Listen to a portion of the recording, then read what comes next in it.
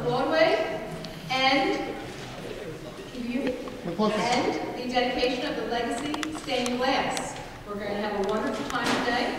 My name is Brenda Solomon, and along with Teresa Bromwich, we are co-chair of the Hazzan's 25th anniversary celebrations.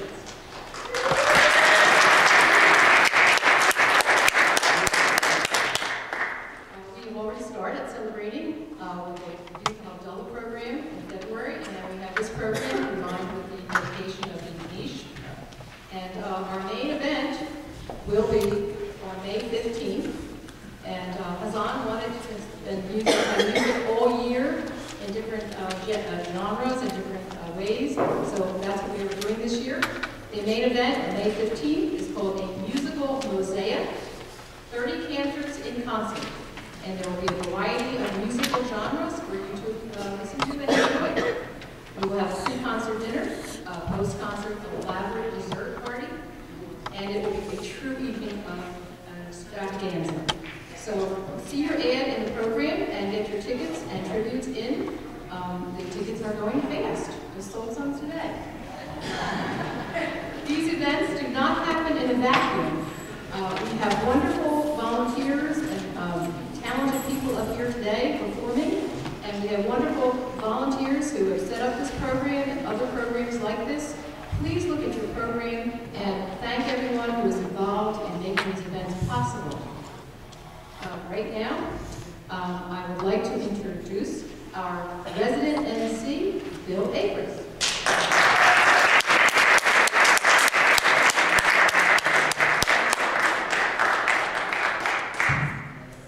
Thank you, Brenda, and welcome as we celebrate part 2 of Hazzan Katlin's quarter of a century at Adath Israel.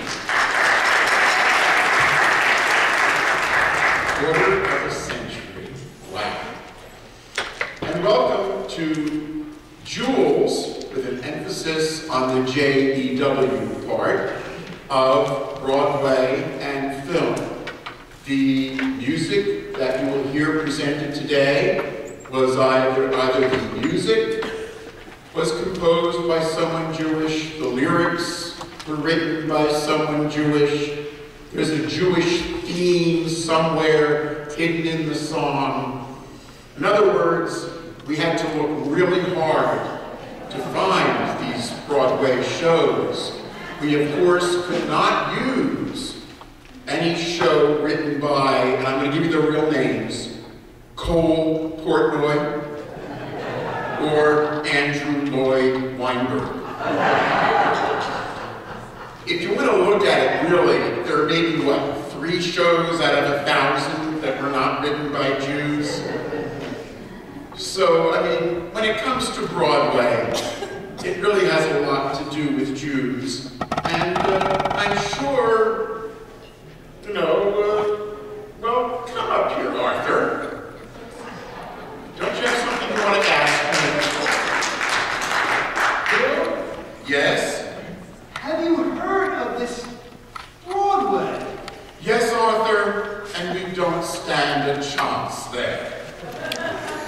But why?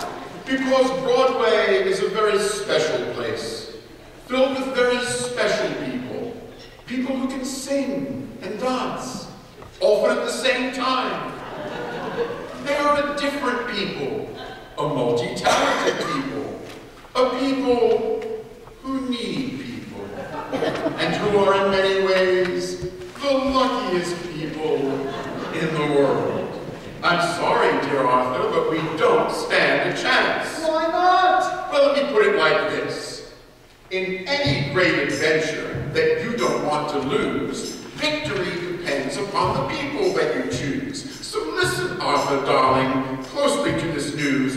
We won't succeed on Broadway if we don't have any Jews. You may have the finest sets, fill the stage with penthouse pets. You may have the loveliest costumes and best shoes. You may dance, but listen, Mon, and I'm sorry, dear Hazzan, you'll hear no cheers, you'll only hear just boos. Boos? Not true. You may have butchmen by the score, whom the audience adore. You may even have some animals from zoos. Though you've holes and crowds instead, you may have unleavened bread, but I tell you, you are dead if you don't have any Jews. They won't care if it is witty or everything looks pretty. They'll say it's simply gritty and refuse. Nobody will go, sir, if it's not kosher, then no show, sir. Even Goyim won't be dim enough to choose. Put on shows that make them stare with lots of girls in underwear. You may even have the finest of reviews. The audience won't care, sir, as long as you don't dare, sir, to open up on Broadway if you don't have any Jews. To get along on Broadway, to sing a song on Broadway, to hit the top on Broadway and not lose. I tell you, my dear art, there is one essential part. There simply must be Jews. There simply must be. Simply must be? Arthur, trust me. Simply must be Jews.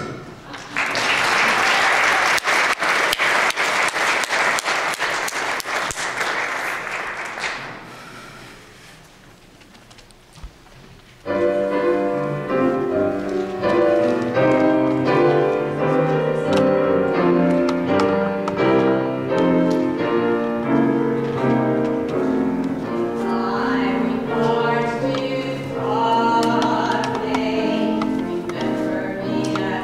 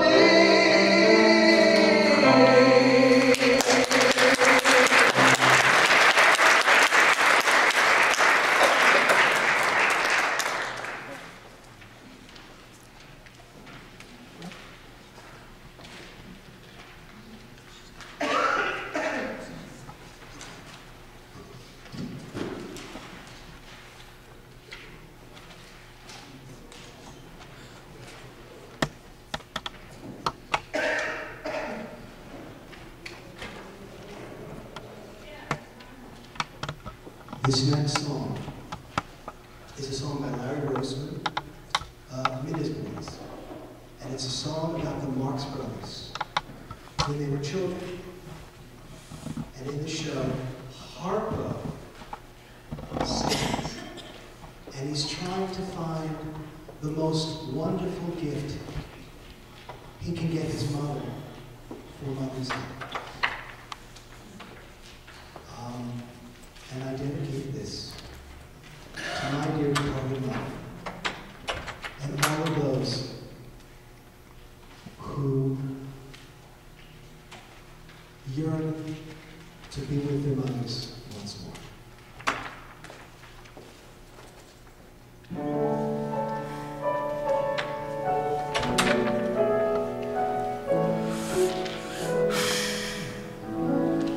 What can you give to the lady who has given all her life and love to you?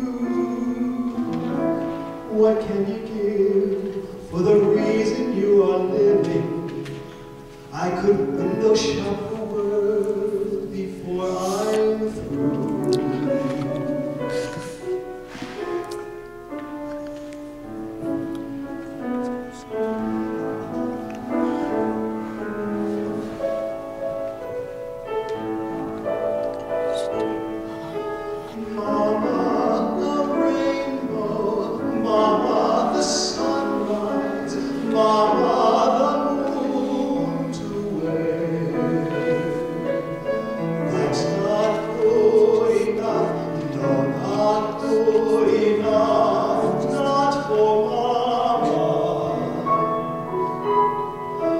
Mama, a palace, diamonds like doorknobs,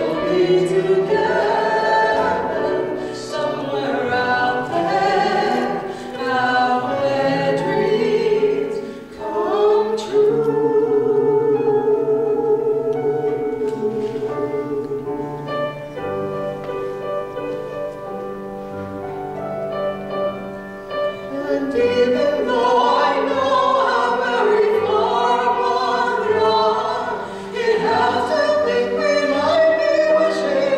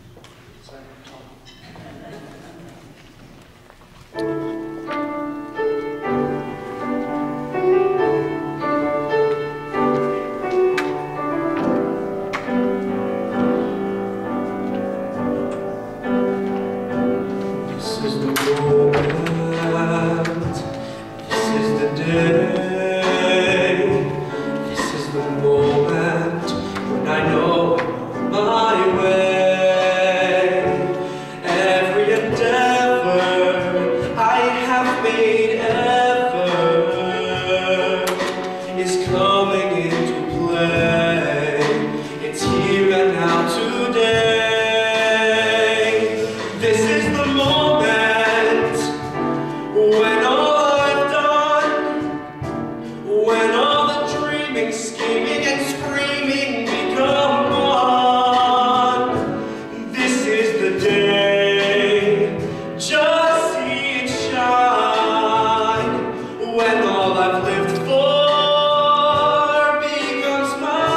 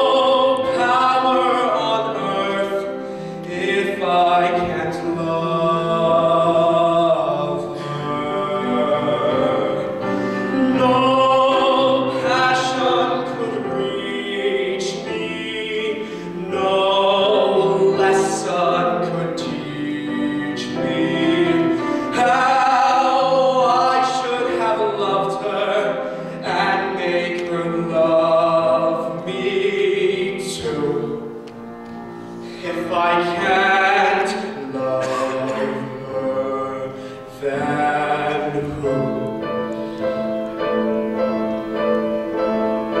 Long ago I should have seen all the things I could have been.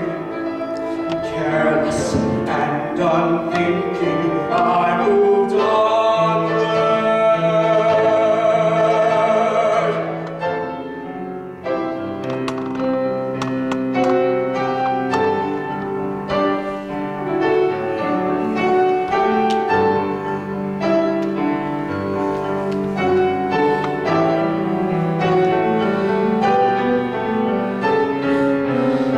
No pain could be deeper, no life could be cheaper, no point anymore if I can't love her.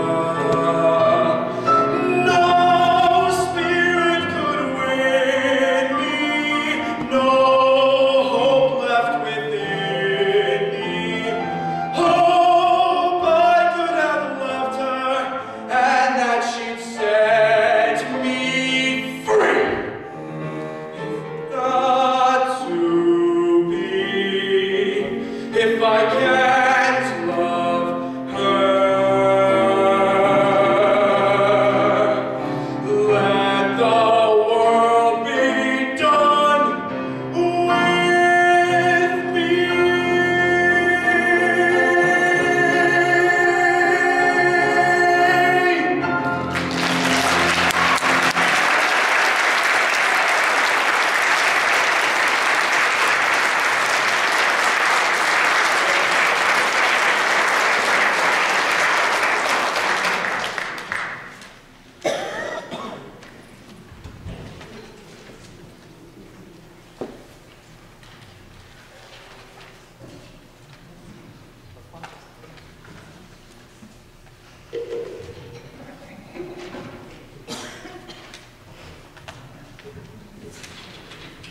I'm not as tall as I am.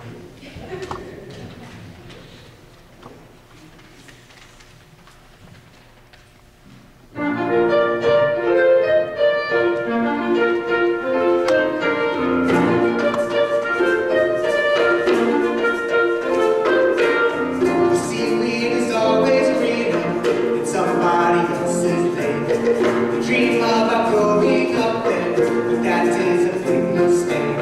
Just look at the world around you, right here on the ocean floor. Such wonderful things around you. What more is you looking for? Under the sea, under the sea, under the sea, under the sea. Darling, it's better down where it's winter. Take it from me. Up on the shore, they work all day. Out in the sun, they slave away. While we devote it full time to floating under the sea.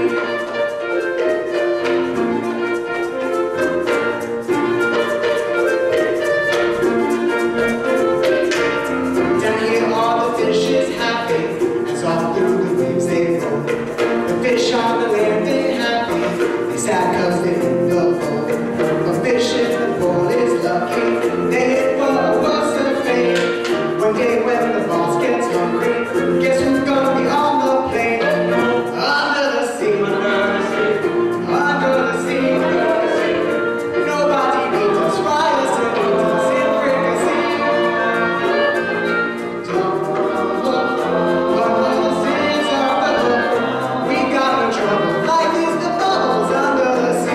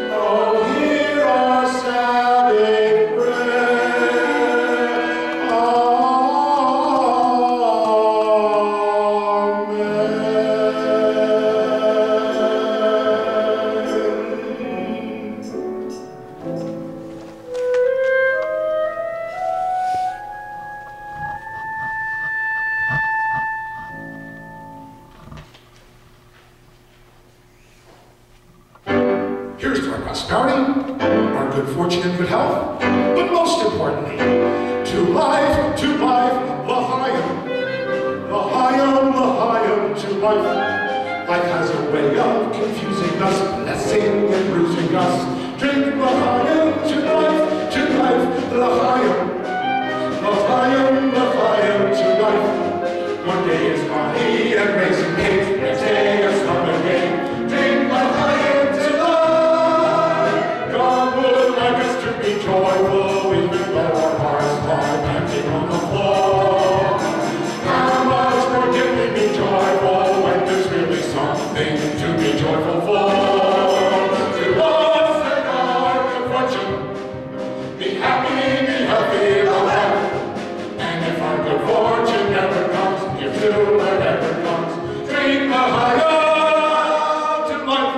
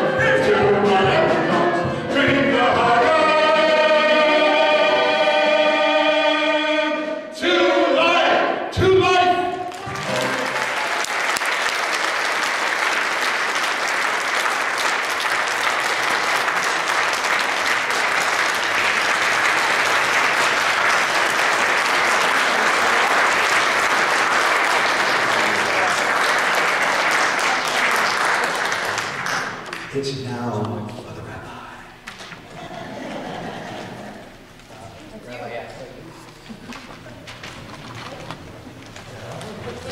The other rabbi.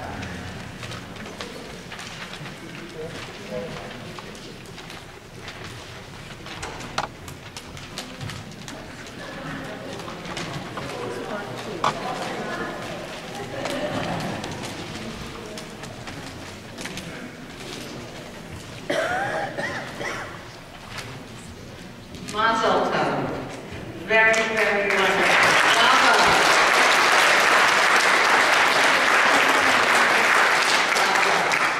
And we're not the rabbi. So now we're going on to the dedication of the 12 tribes stained glass medallions. And the 12 medallions, which we will dedicate shortly, were part of the large stained glass windows from the original Adath Israel building, built in 1921 in Trenton, New Jersey. From 1985 to 1988, Larry Pincus of blessed memory was president of Adath Israel. Almost from the start of his presidency, Larry recommended, urged, promoted the need to relocate from the old location. The congregation got behind Larry. Major fundraising began. This property was purchased. School, meetings, and worship took place in the house behind us. I followed Larry as president of the congregation, and during that time, a buyer was found for the old building. And after negotiations in committee amongst ourselves and negotiations with the buyer, we came to an agreement as to what had to remain in the building and what we might take. Skipping much detail. Bottom line, we agreed that we would take the 12 tribe medallions from the stained glass windows. I asked Clara Lowenstein of blessed memory to chair the move, which was hard work, dismantling, packing, selling, etc. Clara took total charge. She and her crew did an amazingly wonderful job. Larry Solomon was part of the crew, and one day Clara told Larry, "Here, take these stained glass windows for safekeeping. And so it was. They remained safely in the Solomon basement for lo these many years.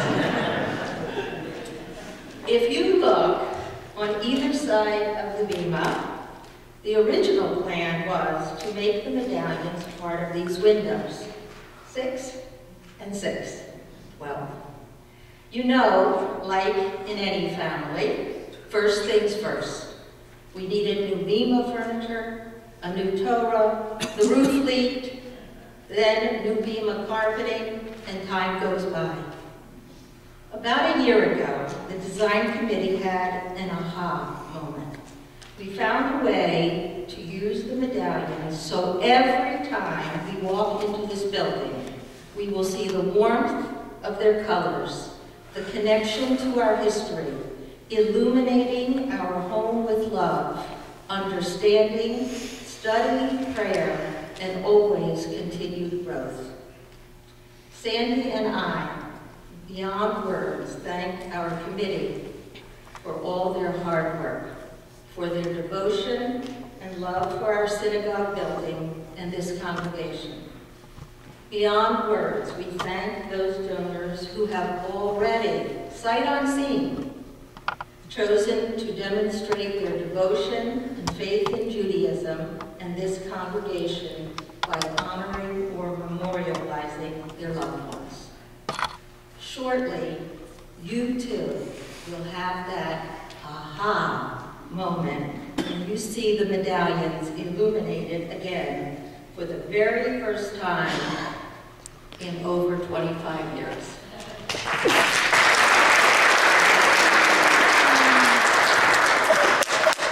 Now we'd like to turn the program over to Rabbi Adler, who will share a wonderful presentation about the 12 tribes of Israel. Following Rabbi's presentation, we invite everyone to join us in the rotunda for the dedication. Thank you.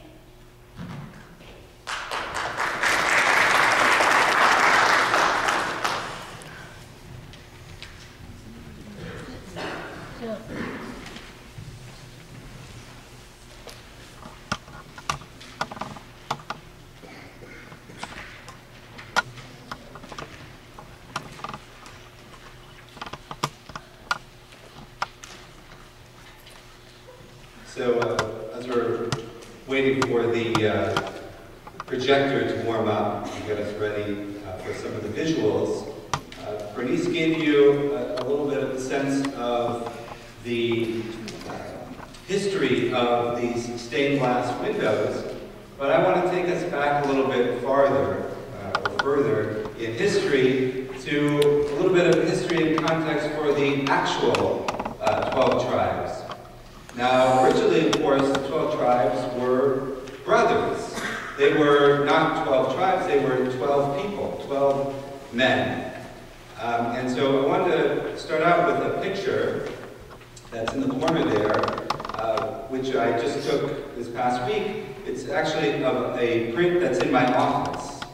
And it's a picture, the artist is Abraham Yakim, who is, he was sort of cousin of mine by marriage. His son married a cousin of mine in Israel. He's a really wonderful artist. As you can see in this picture, it is the moment when Joseph reveals himself to his brothers in Egypt.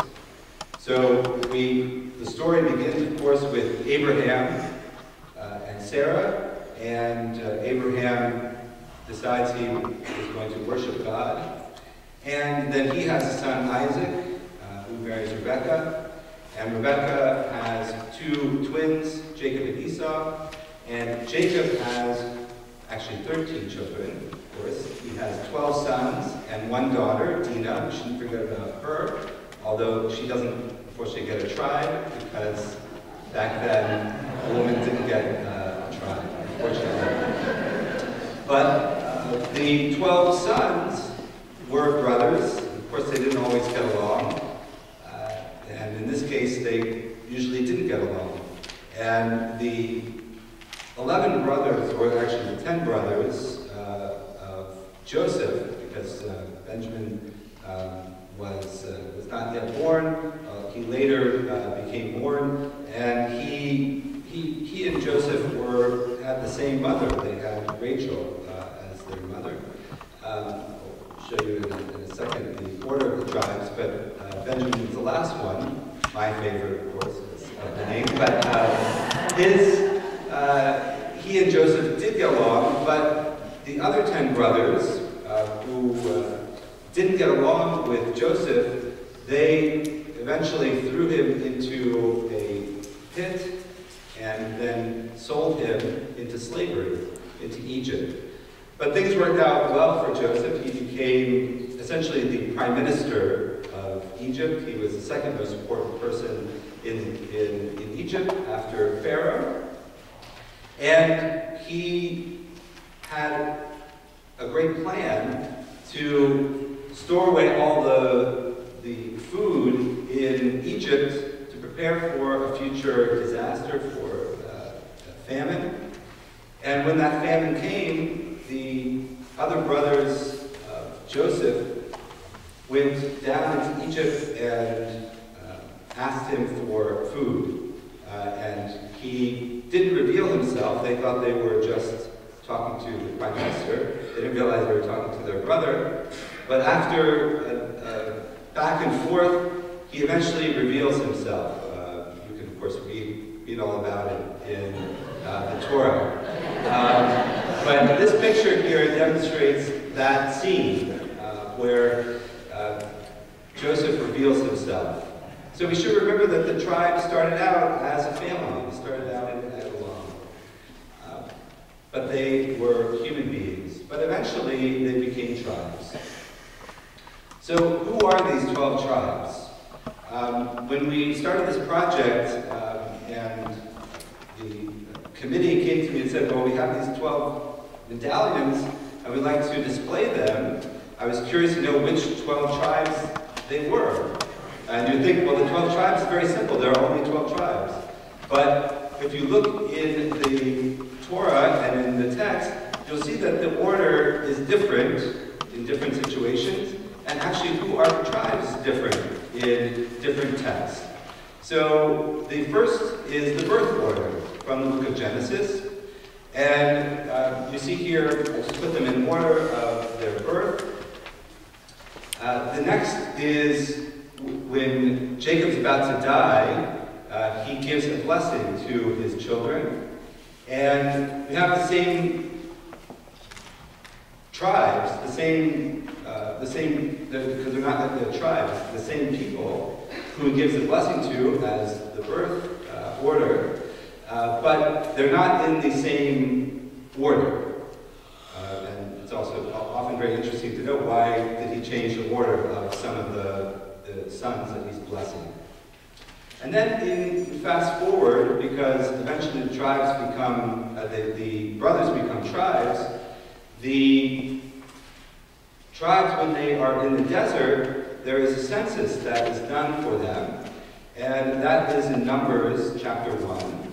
And you have a different order again, a third order, and now you actually have different tribes. And I noted them in bold and in italics, so you can see where there are differences. So the differences occur with the tribe of Simon and Levi, and with Joseph. So with Simon and Levi, Levi was a tribe, but Levi became the Levites, the priests. And according to tradition, they didn't get their own territory. They were dispersed among all of the tribes, and they had a role in the temple, but not a role as a tribe with territory. So often Levi is left off. And then Joseph is usually replaced with his sons, Ephraim and Manasseh. So that's why you see that there in the third listing. And so they are they get the territory of Joseph. You'll see it in a second in the map. So they replace Joseph. So that's how you can still have 12, but with a different names and a different order.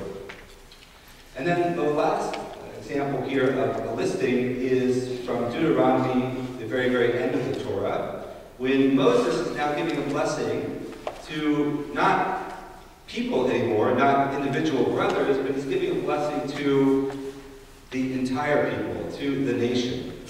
And you see another order. This time, instead of Simon, Simon is not mentioned, Levi is mentioned. So when I was looking to see what order I should put these 12 medallions, I said, well, which order do they match? They happen to match Numbers chapter 1, which is why I put the stars next to that listing. That is a listing that corresponds to our tribes that we have in our medallions. So, a little bit about why they're placed the way they're placed, that you'll see when we actually do the dedication. So, according to the text of the Torah in Exodus, the high priest wore a breastplate, which is, by the way, often you will see in the Torah. We don't have them on our Torahs because we have these beautiful modern covers for the way they're here on the breastplate of Aaron. And the Midrash says that the breastplate was done this way so that Aaron, who was the leader of the people, always had the names of the tribes on his person, because he was representing as the leader the people. And to keep him humble, to keep him knowing what his mission was as a leader, it was important for him to have the names of the tribes that represented the people. And so that was always on him in the temple. So how are the tribes arranged? So when the tribes were in the desert and they were camped in Sinai, they were arranged all around the tabernacle to protect the precious holy place where God was being worshipped. And it was a defensive perimeter so that the people could fend off any attack, and they kept what was most important inside. And so you see here some different representations of how they were camped around this, around the tabernacle in the desert. Then, eventually though, the tribes moved into the land of Israel. And the land was apportioned according to both how many people were in the tribe and how, and also by lot, by random order. How they did that is a longer discussion and subject of a lot of debate. But you can see here that the tribes, when they came into the land of Israel, they were given actual territory. And if you see in the northern part of Israel, you see Manasseh there, and Ephraim. That's the yellow, and I think it's a blue, light blue. That's the northern territory, and that was Joseph's area, but it was divided into his 2 sons.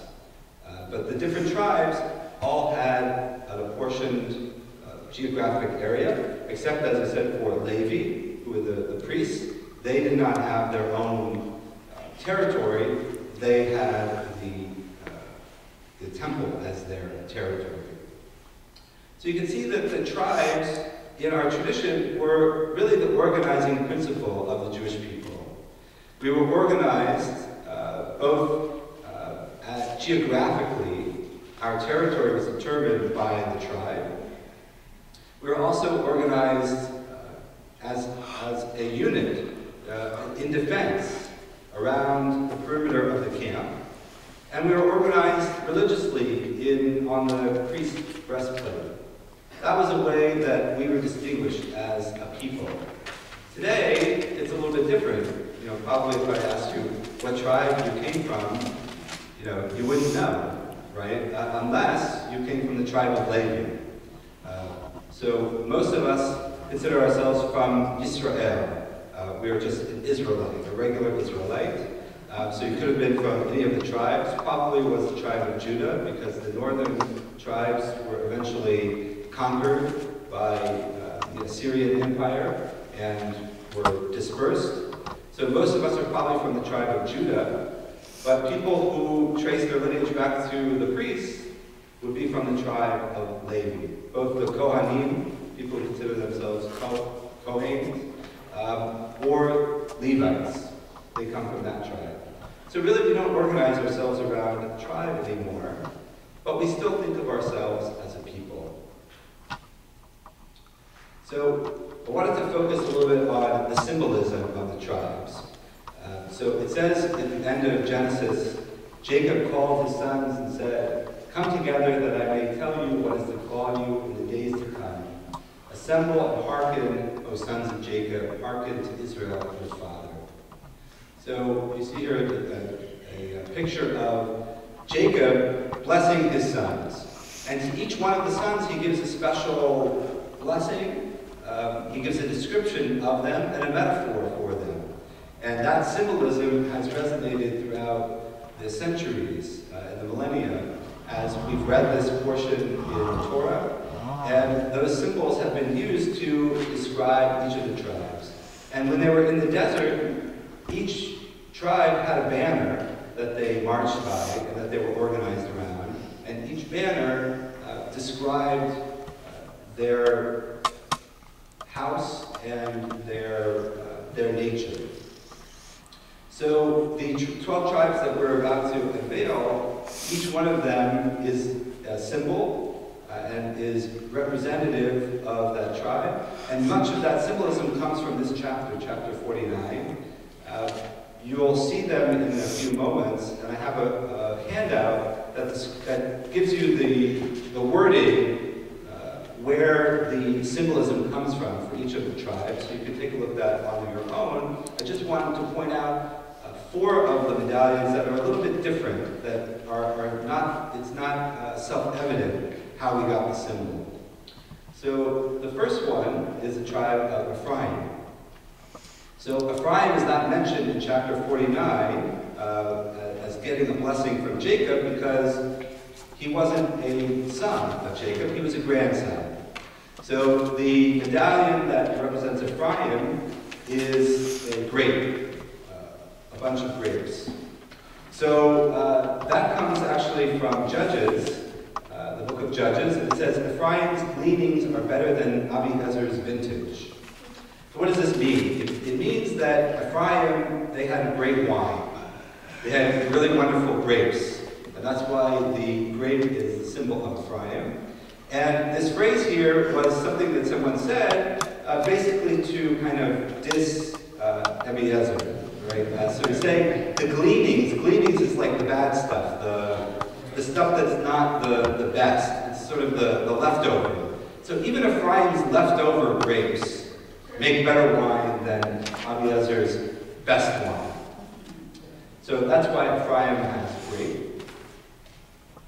Manasseh here, or Menashe in Hebrew, also is a grandson, and so he's not mentioned in Genesis chapter 49, but Joseph is mentioned.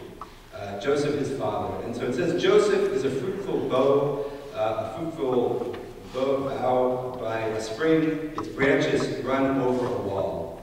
So Joseph here is compared to a tree, which is why probably Manasseh is a tree here, although it was very difficult for me to find why Manasseh was particularly represented by a palm tree here. So this is the best I can find. If someone can figure out the connection to particularly a palm tree, I would love to hear what the origin of it is. But Manasseh, being a descendant of Joseph, is described as a tree. Asher, or Asher in Hebrew, it says in Genesis, Jacob says to Asher, Asher's bread shall be rich, and he shall yield royal dainties. So Asher is often depicted as this goblet, a royal goblet. That, I guess, represents the dainties. And my interpretation of that, the plant that is sprouting out of the goblet is perhaps, I guess, is a rose, but behind that sort of looks to be a little bit like an olive branch. And in the Hebrew, this verse seems to refer to oil. And so it may be that oil from the olive branch is connected to Asher as well. And then the last one here is God, who is described in the blessing from Jacob, God shall be raided by raiders, but he shall raid at their heels.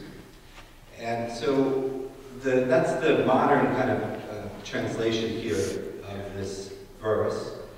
Seems to be referring to raiding or something like that. But it's often been interpreted as kind of troops, that God were soldiers and they were troops.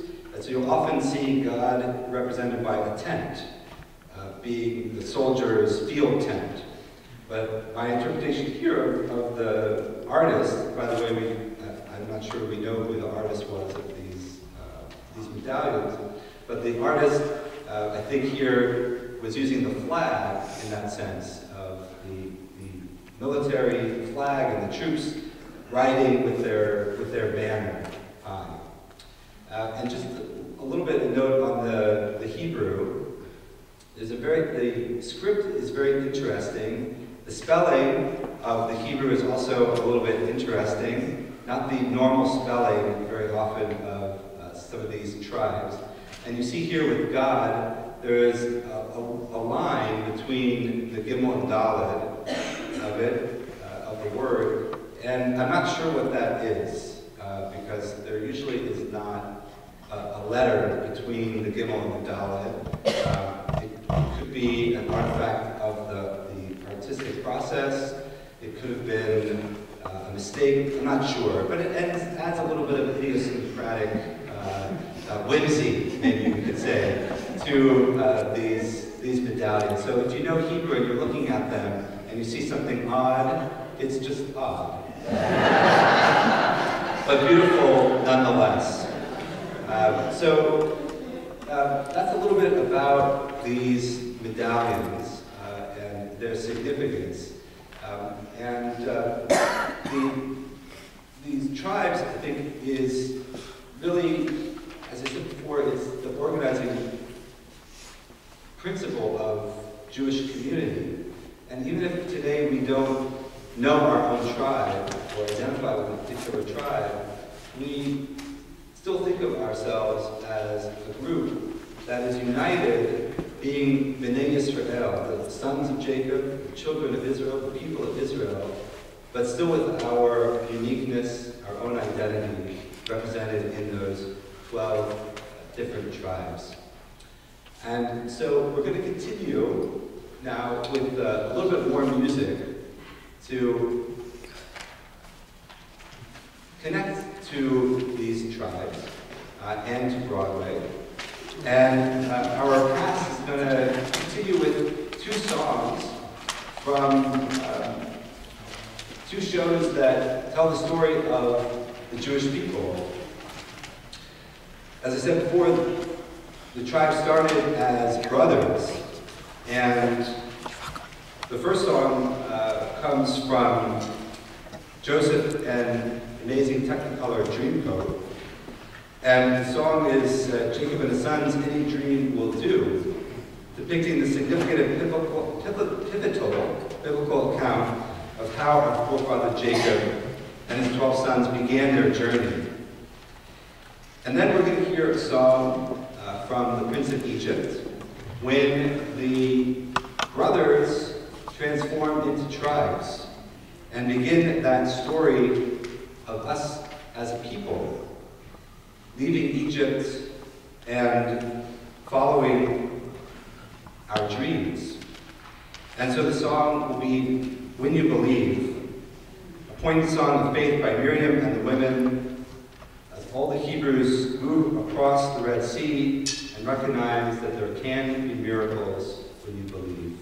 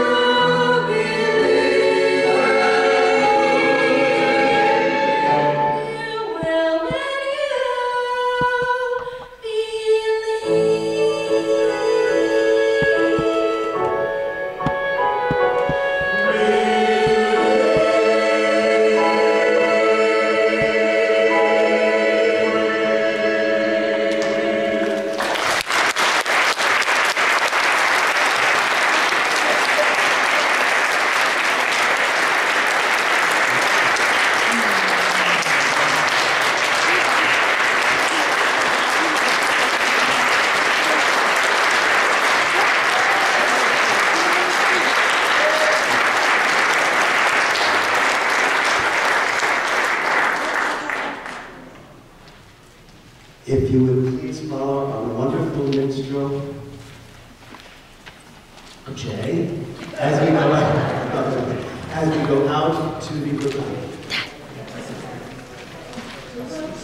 Sing, play us a song, you're the clarinet man.